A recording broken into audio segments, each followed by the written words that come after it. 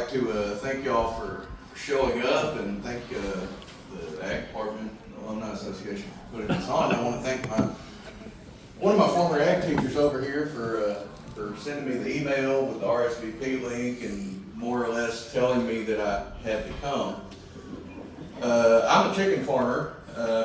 Got 4 roller houses over in Hempstead County and a few head of cattle with my dad, and I don't always have time to go and do things, but 2 things that I will make time for is either when I have the opportunity to go and preach, or when somebody really important to me calls in and asks for a favor.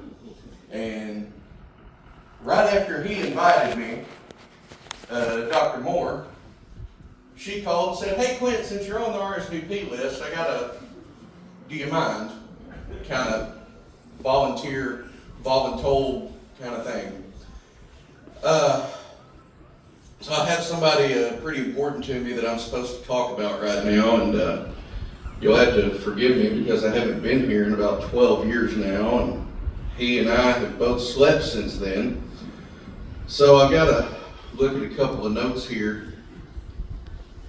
But way back in the fall of 2009, I stepped foot on the SAU campus as a freshman ag science major.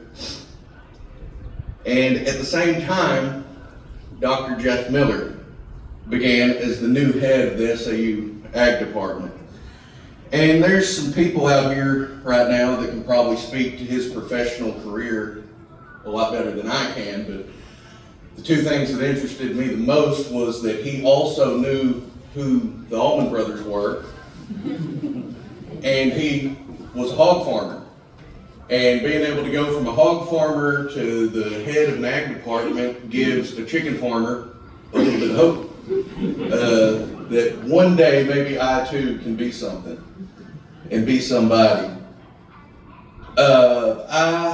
I had and I continue to have a great level of respect for the man.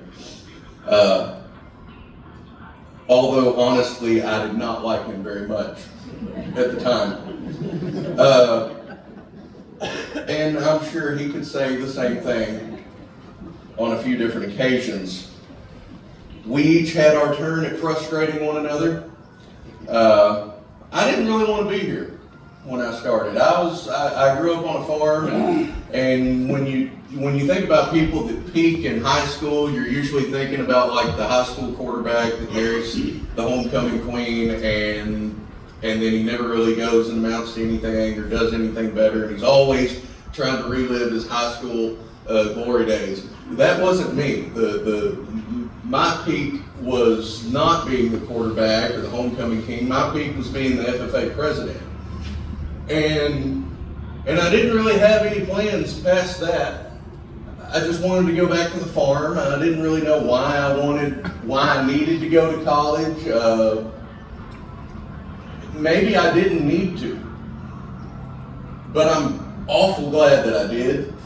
I'm awful glad that I came here, and I came here solely because I had a couple of scholarships and it was really close to home. And I could go back to the farm every weekend. I made decent grades in high school. Things went downhill pretty quick once I got here.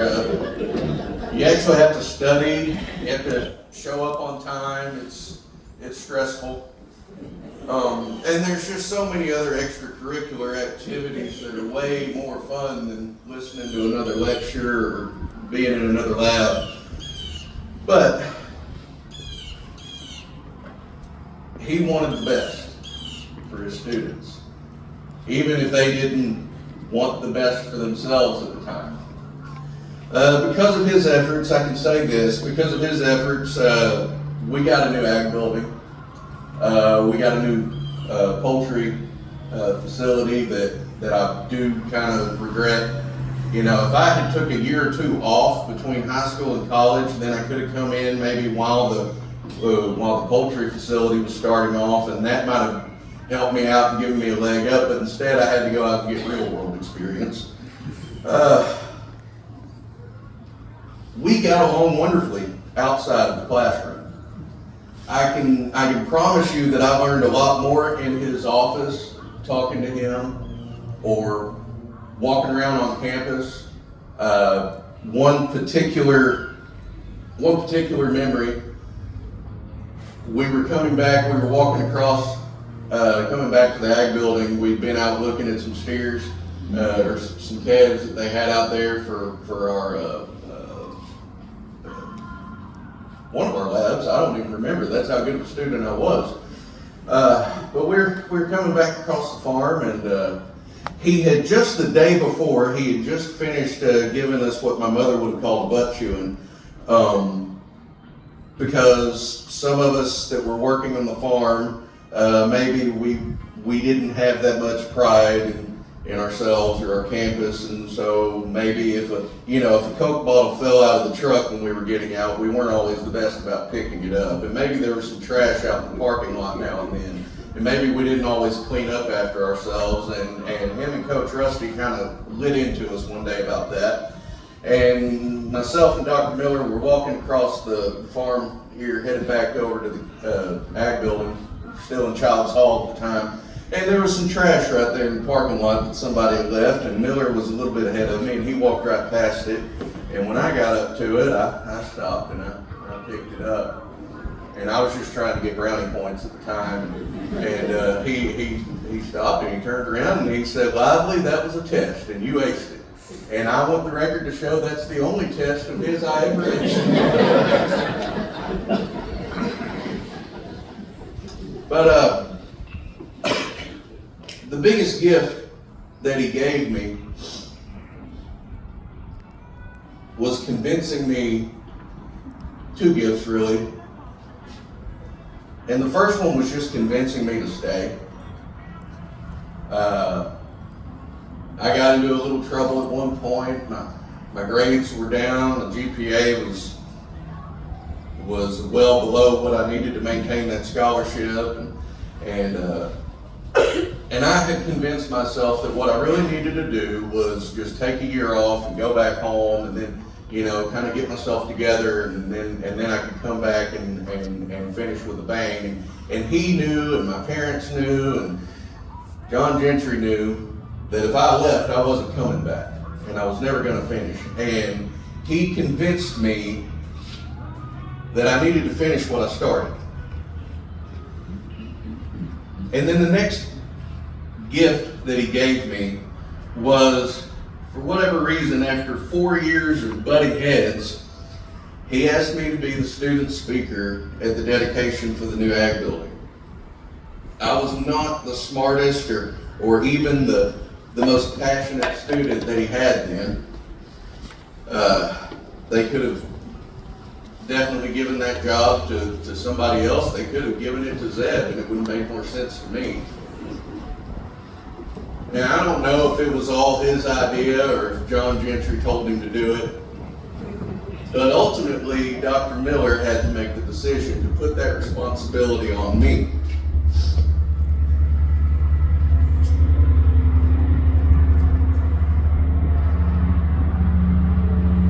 But whether it was his idea or not,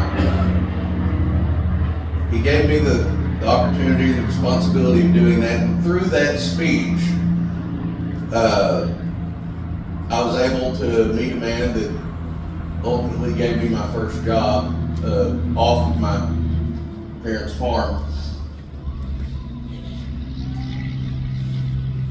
It showed me that I had the ability and the courage to stand up in front of people that I didn't know and talk about something that I did know. One professor, after the fact, said that I sounded a little like a Baptist preacher. And ironically, by them giving me the opportunity to do that speech, since then I have not often missed the opportunity to stand up in front of a congregation and tell people about Christ. And while I haven't stood up and talked much about agriculture since then, I have talked to a lot of people. I've stood behind several podiums and I've talked about something that means a lot to me, and I would not have done that if I had not first been given the opportunity to stand up in front of a crowd here on this campus. Whether that was all Dr. Miller or not, he was ultimately responsible for that decision, and I'm forever grateful.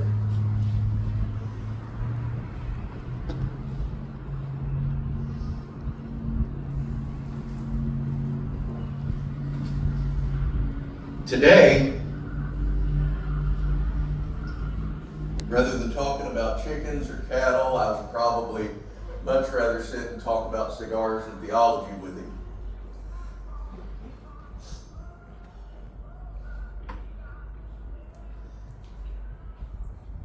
But I can't express to anyone here enough how much he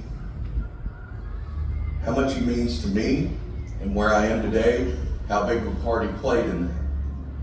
And again, if you're the head of the SAU Ag Department, the guy that comes and speaks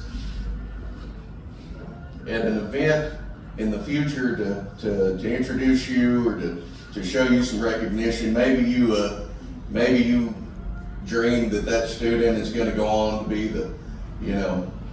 a veterinarian or a college professor himself. But the guy that wanted to come and talk about Doc Miller, he's a chicken farmer. But he's a chicken farmer that is completely at peace with where he is now. And he's completely at home on the farm with his wife and his family. And he's taking the things that he learned from you and from these other teachers.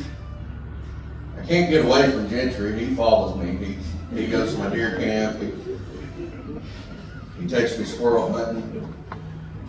He's had a pretty big impact too, but this isn't about him. When you educators, when you look back on your life, some of your students are going to be high-paid individuals. They're going to make huge impacts in the world for all kinds of things. But some of those students, they may never get out of their county again, but they make an impact in their bubble. And I just want to show my appreciation, not only for Dr. Miller, but all of my teachers, all of my professors here. I want to thank you for the impact you had on me, and on behalf of my family and my community, I'm very appreciative. But again, this is about Dr. Miller, and I just would like everybody to give him a round of applause for the hard work that he's done, that he put into this school and all of these students that graduated with me and for several years after me. I taught him everything I could and left after 4 years, but he hung around for a few more. So I just, again, on behalf of my family, my community, I'm thankful, I'm grateful, Dr. Miller.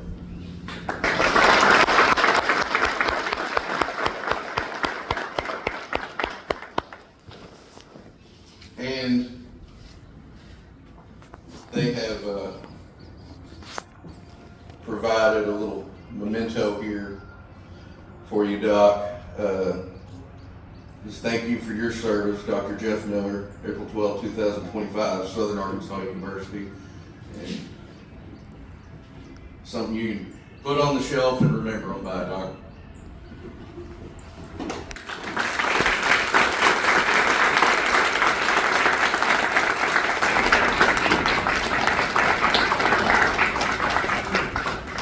Thank you.